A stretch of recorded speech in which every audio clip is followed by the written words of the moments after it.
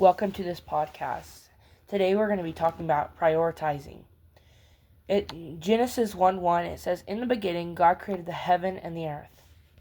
When we look at the story of creation, there are so many important details that it would take years to study the relationships between each and every one. But one of the most prevalent themes is God's sense of order.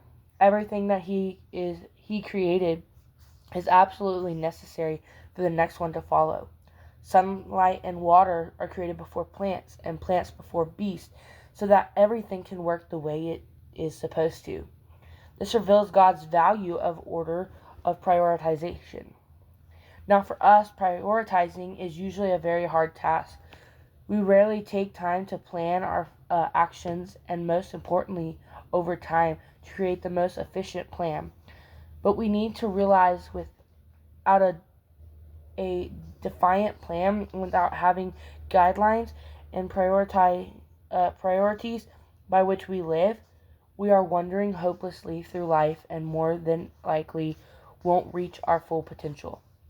Understand that God must come first and then in everything, lining up the reminder of our priorities with His will to help us become more like Him.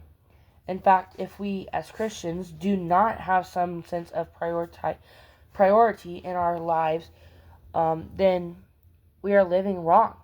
Though it may come easier to some more than others, God expects us to be able to prioritize and keep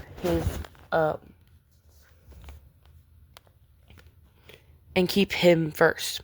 Start by making sure your actions line up with God's will.